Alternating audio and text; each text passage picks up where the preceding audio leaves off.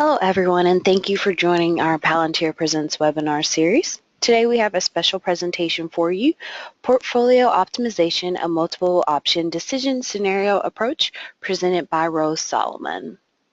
Rose Solomon is an applied mathematician with extensive experience in modeling, optimization, and economics. In her role as a consulting analyst at Palantir, she focuses on consulting and implementation of field development planning models and petroleum economics. Rose holds a Master of Arts in Computational and Applied Mathematics from Rice University, where her research concerned neural networking modeling and topological analysis of spatial memory and navigation processes. So, without further ado, Rose Solomon. Hi everybody, good morning. Thanks for joining us. Before we jump right into the meat of what we want to talk about, I want to talk a little bit about Palantir, who we are, and what we do. The title of the talk today is Optimizing Development Scenarios. So I want to give you an idea of how that fits into the Palantir framework and what solutions we have available for that in particular. Palantir Solutions is a global consultancy and software firm, and our focus is integrated dynamic planning solutions. So that means that we have software and consulting solutions that help you build the best plans. They change dynamically as your needs change, and they're integrated. So each piece connects to each other piece. You're able to get data from multiple levels of the organization to talk to each other. And we find that this is really the best way to do planning. We have offices all over the world. Our home base is in London. I'm sitting in Calgary. I'm sitting in Houston. We have Calgary, Bogota, Aberdeen offices, as well as Bangalore, Singapore, and Perth. So you guys can see we have a global presence here. We also have a number of clients across the globe. This is just a sampling of a few of the clients that we have. There's many more people as well who trust us, who use our software and consulting services. So with that said, I want to talk a little bit about the planning workflow that you can use with Palantir Solutions. Today we're going to talk about the asset planning workflow. This involves 3 software applications: Resource, CacheAX, and Plan. Resource is an asset level planning tool. It allows you to do granular planning, which means you can go down to the daily level. You can look at, say, scheduling rigs day by day. You can also manage a number of different interrelated constraints and targets. So let's say that you only have a certain amount of facility capacity available for a given asset.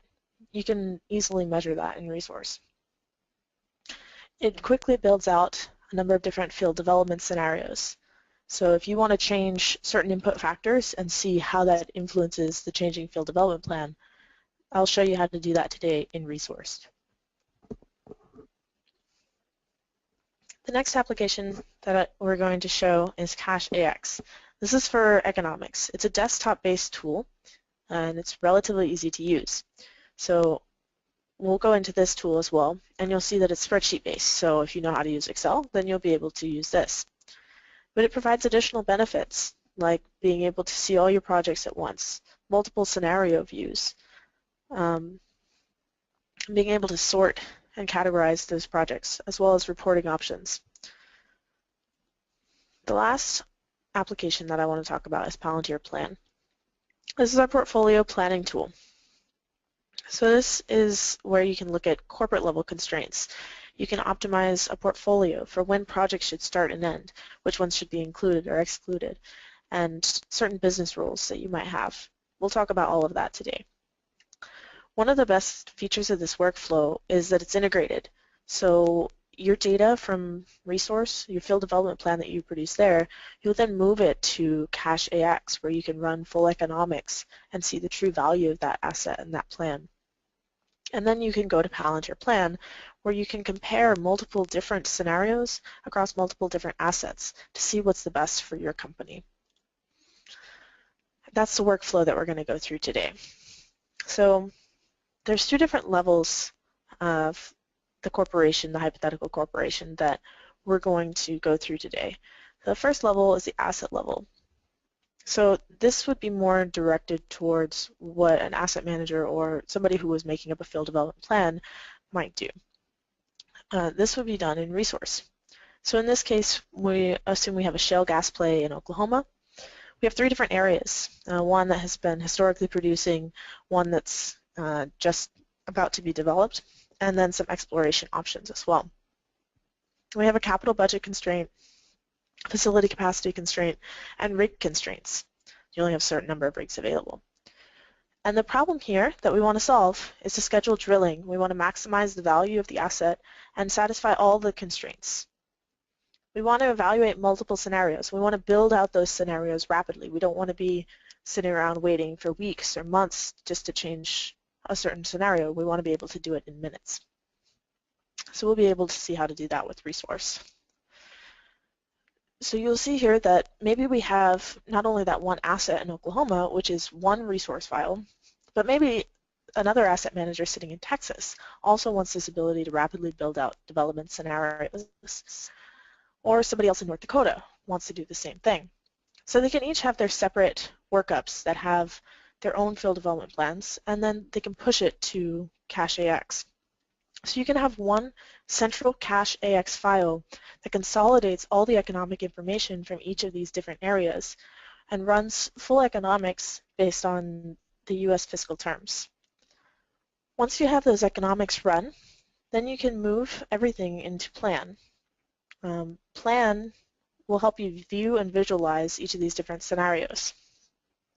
The great part about this workflow is how flexible it is. So let's say that you had these three assets, but then you wanted to acquire one more, or you already had one more that you wanted to integrate into this workflow. Then all you have to do is build out another resource workup in that location, push the data to CacheAX, and then push it to Plan. The setup for CacheAX and Plan are such that it will automatically accept any number of new inputs that you put in.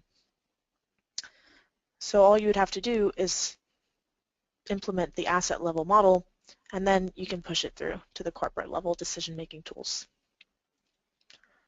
So at the corporate level, what are we hoping to do? We want to run asset level economics for each set of development scenarios in North Dakota, Oklahoma, and Texas. We want to manage those fiscal terms and contract terms. So if there's a particular contract that you have, then you can change those terms within CacheAX. You also want to see what happens if you have a lower price forecast or higher development costs, and how does that impact the economics in each area. Finally, when you go to Plan, you want to impose corporate level constraints. So in this case, we're looking at, say, $100 million budget across the entire corporate portfolio. You want to be able to automatically figure out what is the value of each combination of scenarios.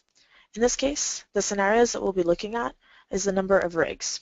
So if you have 9 rigs to allocate across 3 assets, there's a number of different ways to do that allocation. So we've assumed that each asset can have between 2 and 5 rigs allocated to it, depending on the size of the asset. And we've asked each asset to produce a development plan for each number of rigs. You'll see how this works in a minute. And then at the corporate level, well, we could give 3 rigs to each, or we could give 2 rigs to one asset, 4 to another, and then 3 to the last one. There are many different options.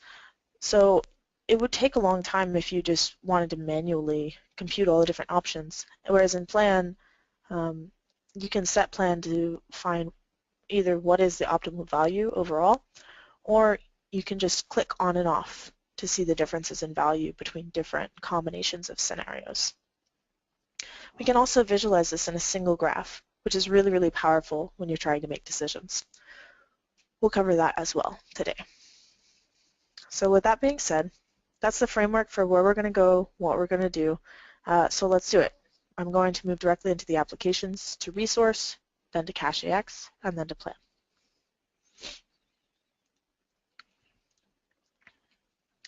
This is Palantir Resource, and you can see I've built up here an asset in Oklahoma. So in this case, we have one central processing facility and 3 different areas. So there's a bunch of wells over here, some more wells over here, and these wells, these are the exploration wells. So they're not currently included in the plan, but I can toggle that on and off to require it to be included. But that's what those little red lines mean. It's just the current plan doesn't include them. This is completely customizable, and we also have some integration with GIS tools. So you have the ability to visualize a number of different things on this map. In addition to the map visualization, you can visualize a number of different metrics that describe the asset, that describe what is your production levels, your capital budgets, how is everything producing, what are your cash flows, for instance.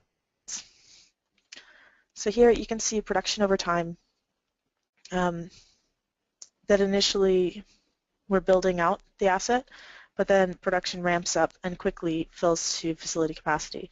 So it looks like facility capacity is a limiting constraint, and that's easily visualized here. If we look at, say, the capital spending, then we can see that it's always below our capital budget limit.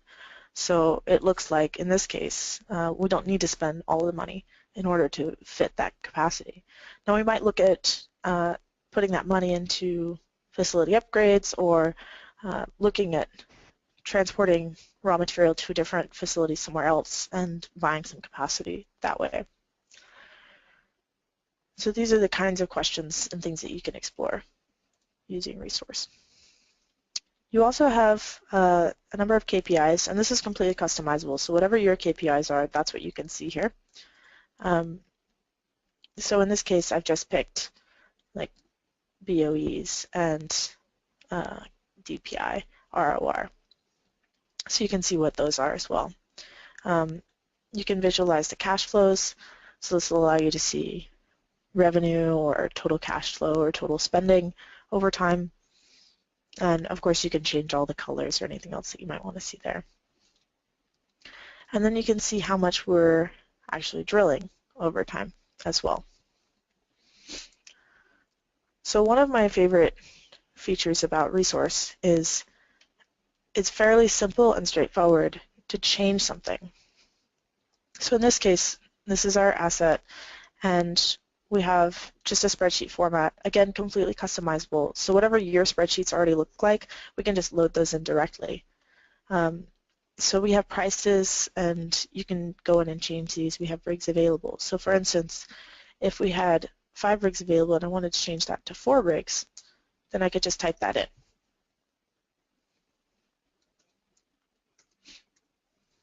And drag that all the way down, exactly the same as you would do in Excel.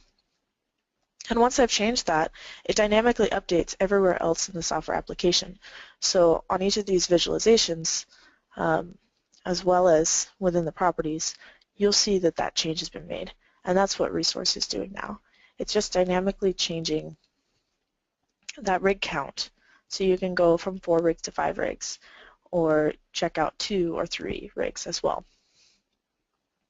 The benefit of this is that each time you change this, that's another scenario that you're looking at.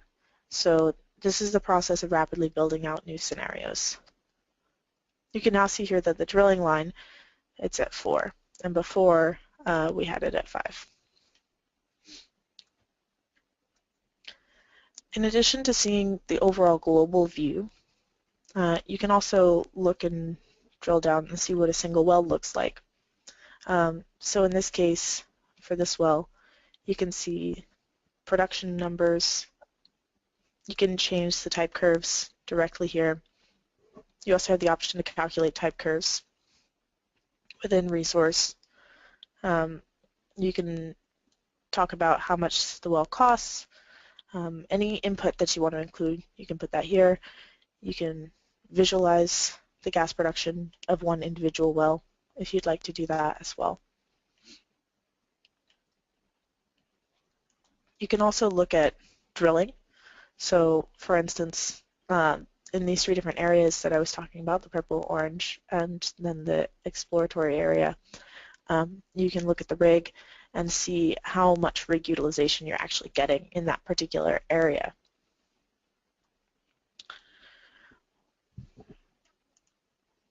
So now that we've explored some of the features of our asset, and we've also looked at how you can, for instance, change the rig count from 4 rigs to 5 rigs, I want to talk about the process of building out a new scenario with that new number of rigs. This window is the optimization manager, and this, you can think of it as a scenario builder. So it's going to take all of the input that you have in your workup, and it's going to create the best scenario, the best scheduling of wells, the best scheduling of anything, any input that you would want to provide. So you have here a number of different constraints. They're the same constraints that we talked about at the beginning of the talk: capital budget, production limit based on facility capacity, rig limit. And then these rig constraints are based on the different areas. You also have here this exploration. I wanted to have some dry holes in the exploratory area, and so I've just specified that I want there to be at least 2 dry holes for every successful well that we have, and I just made that number up. You can make it whatever you want. So what we'll do here is we'll build out a scenario that respects all of these constraints, plus whatever other ones you might want to put in. If you decide you don't want a certain constraint, you just uncheck this box. But then within those constraints, within that limitation, you want to maximize the total value of your asset. So I'll go ahead and start running this. And this takes just a couple of minutes. What it's doing is it's building out all of the different possible scenarios that you could have, that deciding whether or not it fits these constraints, and then finding the best one, the one that gives you the most value. So while this is running through thousands or tens of thousands of different options, I can show you briefly this Gantt chart. So while this is running, I won't be able to effectively move any of these, but I'll show you in just a minute that you can take any of these wells here, you can pick it up, drag it, and drop it, and when you change that, it'll automatically change everything else that depends on the start of that well. So for instance, your total production numbers, they will change. Instead of production starting in 2013, if you move it out, then it'll start in 2017 for this well. So I'm going to let that optimization run for just a minute here, and I'm going to go ahead and move into CacheAX, and we'll come back and see the results of this in just a minute. So within CacheAX now, we're assuming that we've exported, and I'll show you how this process works as well, exported the results of this optimization from resource into the economics tool. So here, there's 3 different asset managers that have done this. North Dakota, Oklahoma, what we were just looking at, as well as Texas. Now, for Oklahoma, what they would do is if there's 4 different options, then you would go in and say, well, we could have 2, 3, 4, or 5 rigs. Let's make a plan for each of those scenarios and push them forward for evaluation. So it is just a matter of changing that rig number that we saw, running the optimizer, and then running the export. The cool thing about CacheAX is that you can look at each of these different options side by side. You can open an individual one, so this is the, say, North Dakota with 2 rigs. You can adjust various contract terms here if you wanted to do that, and you can visualize all your inputs, say development capital, we have production rates over here, and this would be the total production rate for the entire asset. That's aggregated within resource and then given in this economics tool. You can then visualize cash flows. So you have revenue, op costs, capital spending over time. You can see total before tax cash flow, after tax cash flow, as well as NPVs. So this is run full economics in CacheAX. And you have the option to visualize that for any of these. Then if you wanted to say, let's say you had a lot of these. In this case, there's only a few. But if you had many and you wanted to organize, let's say I wanted to see everything that had a certain state. Sorry. Let me grab this state, and I'll just put it up there. And now you see we have folders. So these are all the options that come out of North Dakota. And these are all the options that come out of Oklahoma. Similarly, you could organize by number of rigs or any other property that you wanted to look at. While you're in Cache AX, you have the option to run sensitivities as well. We have a decline tool that will allow you to find type curves directly in Cache AX. And then you can push all of this data into Palantir Plan. So that's what I've done. And now I want to move to Plan to show you a little bit about this application. Let's just check on the resource for 1 second. Looks like it's still running. While it's running, I can go over here and see. So this log, if you're a little bit more technically minded, will actually tell you what's happening step by step.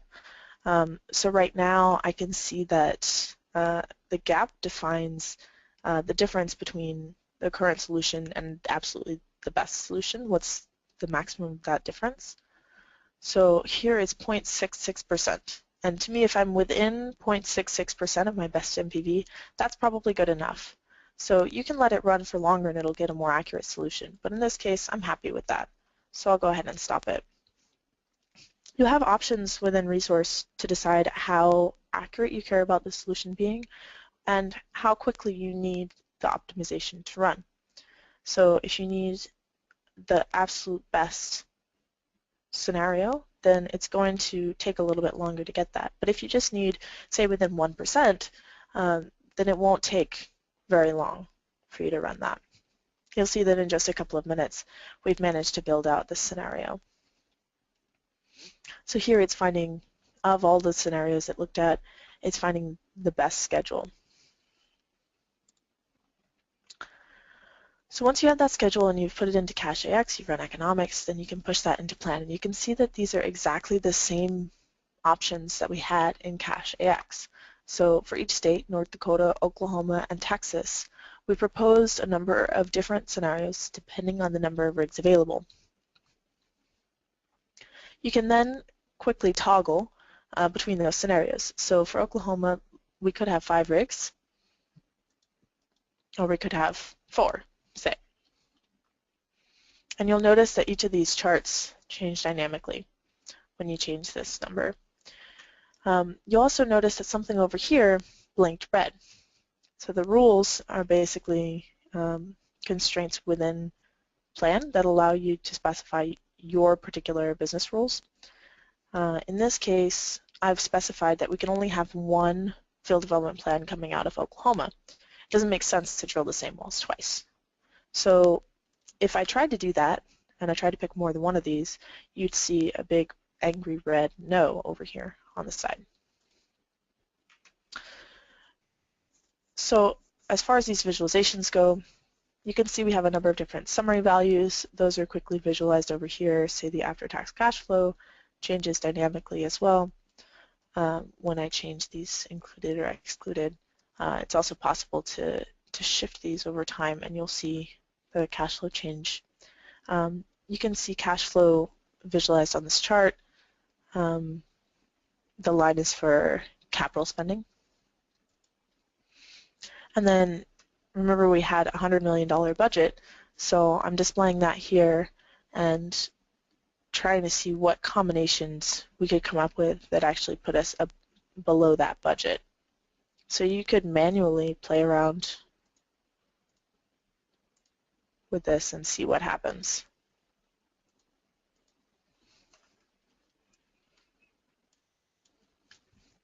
Here you can also see production.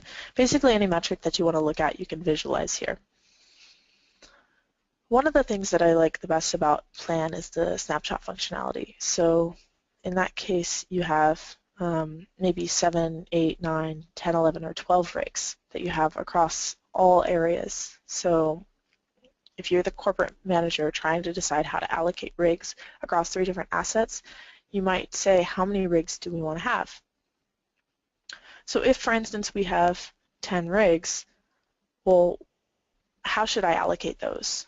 So I've run optimization and plan that will show you that when you have 10 rigs, the maximum value that you can get is if you give 3 of them to North Dakota, 5 to Oklahoma, and 2 to Texas, just based on the input parameters of this particular situation. If you have 11 rigs, where should that extra rig go? Looks like it should go to North Dakota, and you'll have 4 rigs in North Dakota. Now let's say that we wanted to compare many of these at once. This chart shows the ATCF according to each of these different scenarios, 7, 8, 9, 10, 11, or 12 rigs. So you'll notice here, as you expect, that as the rig count rises, the ATCF also goes up. You're getting more value from more rigs. But to some extent, you get diminishing returns. The difference between having 10 rigs and 11 rigs is not very great. So it might be more expensive for you to get that extra rig than you'll be recuperating in actual value. But you notice here that there's a big jump between 9 rigs and 8 rigs. So that's a little confusing. And if I saw this, then I would wonder, okay, well, why is that coming up? So I might look at this 8 rig option and see, okay, I've allocated 3 rigs to North Dakota, 3 to Oklahoma, and 2 to Texas. And now if I move to 9 rigs, how does the allocation change? In this case, I've actually taken 1 rig away from North Dakota, set it to 2, in order to get 5 rigs in Oklahoma. Now I might wonder, why would this happen? Why is it beneficial to have 5 rigs instead of 4 rigs in Oklahoma? So the corporate manager can then go back and ask the asset manager, hey, why was this the case? The asset manager can then go in and look at resource, compare the resource workups between having 4 and 5 and 3 rigs, and explain. In this case, one of the constraints that I set up in resource was that you could split rigs among these 3 different areas, that you had to have a rig in the exploratory area, and that you could put additional rigs in these development areas as well. So the more rigs that you had in each area, the quicker you could build that out and reach this maximum production capacity. So the total value of the asset essentially in this case came down to how quickly you could fill that facility capacity. And the more rigs you have, the quicker that would go. In particular, if you had an extra rig just to drill in this purple area, it wouldn't give you as much as if you had both an extra rig for the purple area and another extra rig for the orange. So that's why there was such a big difference between 3 and 5 as opposed to 3 and 4. So because the asset manager would already have those 3 different scenarios built out and would only have to do the analysis when faced with a question like that, he's already got the data in his fingertips. He would be able to produce a relatively quick turnaround to the corporate manager, who would then say, oh, okay, well, that makes sense. I'll go ahead and give you the 5 rigs since that gives us so much more additional value. That's a difference of, what is this, 814 to 582 million.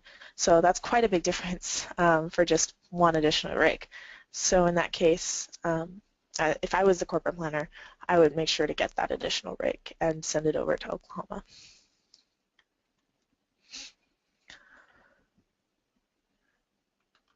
So with that said, I want to give a quick recap of what we've talked about today. We've talked about how to build up different development scenarios within Palantir Resource. We talked about how to quickly adjust and change those development scenarios, and how you can run the scenario generator in Resource, how you can visualize those results in the Gantt chart, drag and drop a particular well, and change all of the metrics that are being calculated in Resource. You can then move to Cache AX, where you can compute full economics on each of those different scenarios, each of those different plans. You can run sensitivities here as well. And then you can move directly to Palantir Plan, where you can do corporate level analysis of each different scenario and decide the best combination of scenarios. So in some sense, this is a two-stage optimization process. You're optimizing to get the best field development plan at the asset level for a number of different scenarios, quickly generating those scenarios, running full economics. And then among those possibilities, those possible choices of scenarios, you're finding the optimal portfolio combination. So that's what I mean by the development scenario optimization. This is a way to use the Palantir tools and expertise. It's one particular workflow that we've developed here. And thank you very much for your attention. That's all I have today. If you have any questions, feel free to email me. My address is here, rsalmond@palantirsolutions.com. Thank you very much.